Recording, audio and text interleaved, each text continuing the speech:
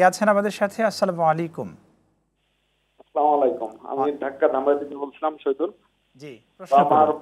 প্রশ্ন হচ্ছে যে জাকাত ফেতরা 110 টাকা নির্ধারণ করা হয়েছে সরকার থেকে।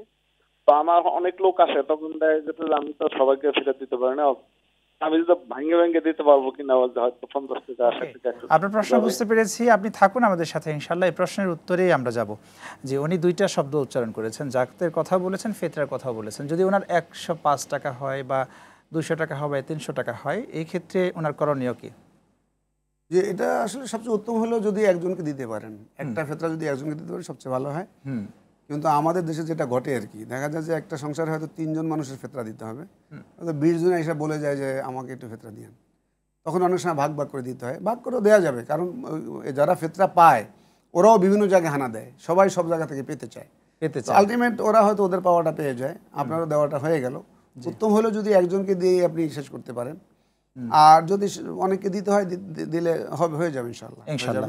আমাদের একজন বোন প্রশ্ন করেছিলেন, হালিমা তিনি নাম রেখেছেন, এর পরের অংশটুকু আরেকটু ছিল। নাম চুজ করার ক্ষেত্রে ইসলামের দৃষ্টিভঙ্গি কি? জি, নাম তো আসলে নাম চুজ করে হাদিস শরীফে আসছে সবচেয়ে উত্তম নাম হলো যে আহাবুল আসমা ইল্লাল্লাহ আযজা ওয়া জাল্লা আব্দুল্লাহ আব্দুর রহমান। আব্দুল্লাহ আব্দুর রহমান, মানে আমরা তো সবাই আল্লাহ তাআলার গোলাম, তো আল্লাহর সাথে উবুদিয়াতকে যুক্ত করে যদি নাম রাখা হয়, নামগুলো খুব সুন্দর সুন্দর। আর এর বাইরে নবীদের নামে, সাহাবাদের নামে, ভালো নেক আল্লাহর ওলিদের নামে নাম রাখা যায়। যেমন হালিমা নামটা, হালিমা সুন্দর নাম, রাসূল সাল্লাল্লাহু আলাইহি ওয়াসাল্লামের দুধ মায়ের নাম হালিমা সাদিয়া।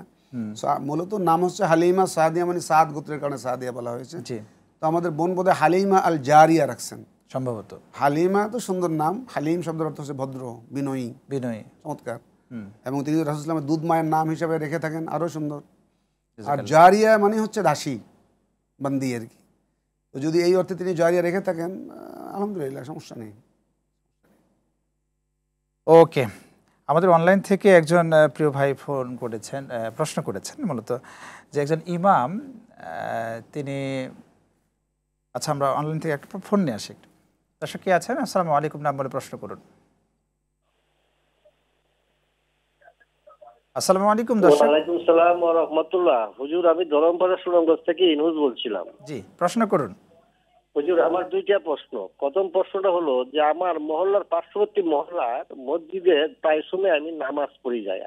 আচ্ছা, ইদানিং জানতে পারলাম ওই মসজিদের ইমাম সাহেব মডেল মসজিদের চাকরির জন্য 2 লাখ টাকা ঘুষ দিয়েছে, এই নিয়ে ধ্যান দরবার করতেছে।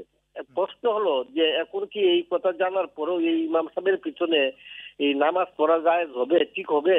ওকে, থাকুন আমাদের সাথে, ইনশাআল্লাহ এই প্রশ্নের উত্তর আমরা দেব এখনই। দেখুন, যে প্রশ্নটি করলেন যে একজন ইমাম সাহেব, উনি যে প্রশ্নটি করলেন সেটা তো আবার যাচাই বাছাইয়ের বিষয় রয়েছে, সত্য কিনা। কিন্তু উনি হয়তো বা জেনেই প্রশ্নটা করেছেন, ওনার বাইরেও অন্য ক্ষেত্রেও হতে পারে। যে কোনো ইমাম সাহেব যদি এইভাবে ঘুষ সুদের সাথে দেন দরবার থাকে, তাহলে এরকম ইমামের পেছনে কি সালাত আদায় হবে কিনা? আমরা তো আসলে ইমাম মানে মসজিদের ইমামের যার পিছনে নামাজ পড়ি তার চরিত্র দেখি, কিন্তু আমাদের রাষ্ট্রীয় ইমামের চরিত্র কিন্তু দেখি না। ঠিক বলেছেন। আমাদের সমাজটাই তো এই দুর্নীতিতে আপাদ মস্তক নিমজ্জিত আছে। তো আসলে এটা অথেন্টিক কিনা সেটা একটা ব্যাপার আছে। হ্যাঁ, ইমাম সাহেবের বউ পর্দা করে কিনা আমি চিন্তা করি, কিন্তু আমার বউ পর্দা করে কিনা সেটা আমরা ভাবি না। ইমাম সাহেব ঠিক মতো হাঁটাচলা করে কিনা, হালাল খায় কিনা চিন্তা করি, কিন্তু আমার নিজেটা হয়তো চিন্তা করি না। আমাদের সবাইকেই সততার সাথে চলা উচিত। তো আপনি যদি নিশ্চিত হয়ে থাকেন যে ইমাম সাহেব আসলেই ঘুষ দিয়েছে, এটা যদি কনফার্ম হয়ে থাকেন, তাহলে আপনি ওই ইমামকে অ্যাভয়েড করে যে ইমামের ব্যাপারে এরকম অভিযোগ নাই তার পিছনে নামাজ পড়বেন। জাযাকাল্লাহ। আর যেহেতু ফেতরার বিষয়ে ছিলাম, ধরুন যে একজন ফেতরা প্রাপ্ত ব্যক্তি, সে নিঃস্ব, তাকে আমরা সবাই ফেতরা দিয়ে এমন একটা অবস্থায় করে ফেলেছি, তারও এখন কি মানে ধরুন যে 10-20 হাজার 50-1 লক্ষ টাকা তার হয়ে গেল, সেই ক্ষেত্রে এই মানুষটা কি ফেতরা দিতে পারবে? হ্যাঁ, যিনি যার নিজের 1 লক্ষ টাকা মালিক হয়ে গেছে তার ফেতরা নিতে পারবে না। সাহেবে নসাব যদি হয়ে যায় উনি, না, ফেতরা দিয়েই আমরা তাকে 1 লক্ষ টাকার মালিক বানালেন। ও মানে ওই দিনেই হ্যাঁ, যখন উনি 1 লক্ষ টাকার মালিক হয়ে গেছে তখন তিনি আবার দিতে পারবেন। জাযাকাল্লাহ, খুব চমৎকার আপনি আলোচনা করছিলেন।